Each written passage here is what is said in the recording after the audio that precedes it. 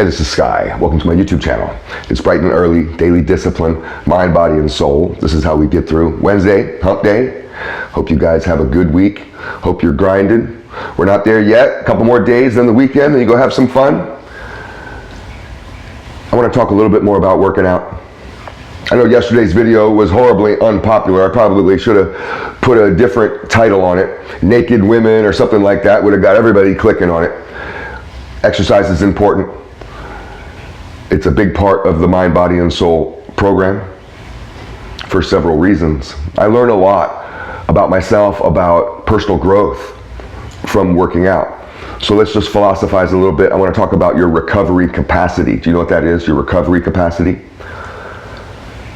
This is a little bit of transferable knowledge, so you can use this in other areas, not just for building muscle or losing weight or whatever your goal is in the gym.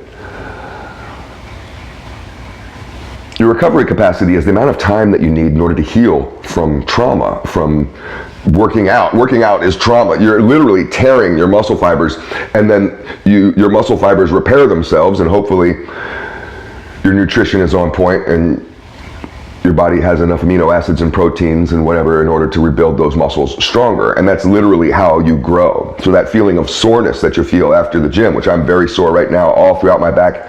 Yesterday was back and biceps day. That's torn muscle, that's trauma. It's a self-inflicted wound.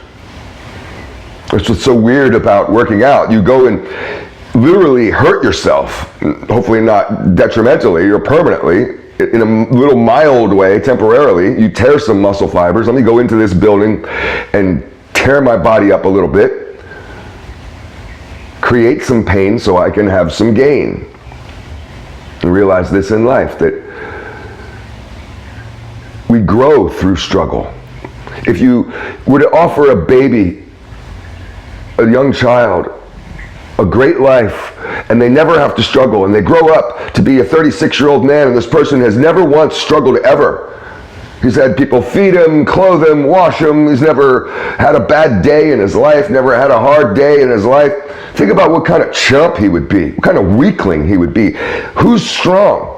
That guy who's scarred up, who's been through it, who's out in the rain, out in the cold, suffering on the factory line. Those guys are hard. You know, I mean, you got to work to be hard. You got to put in work.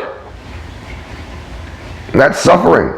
No pain, no gain. It's all the same thing. You earn a lot in the gym. So your recovery capacity is the amount of time that you need in order to heal after an injury, after trauma.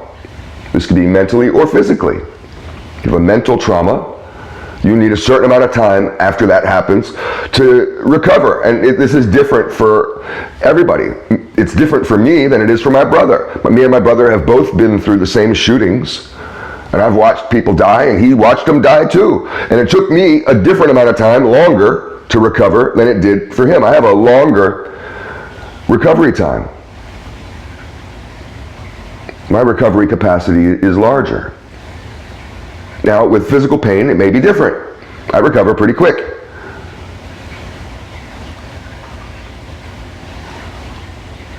But here's the thing. You want to have a good understanding of what that window is, sticking with working out in the gym and physical fitness. Because that's your rest time, right? Rest and recovery is part of growth. This is all transferable knowledge. And it's easy to just get into this mode of, I want to grow, so I have to keep inflicting harm. I have to keep going to the gym, keep pumping the muscle up, pumping the weight up, keep doing more sets, more reps, more weight, go more days.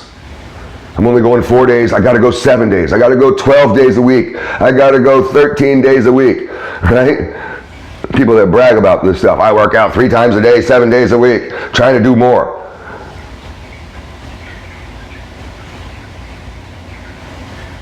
So if you're digging into the recovery capacity in order to do more work, you're preventing yourself from growing. If you're cutting off your recovery time, not allowing your body to heal or your mind to heal or whatever it is that needs to heal, then you're going to go backwards. You're going to get weaker.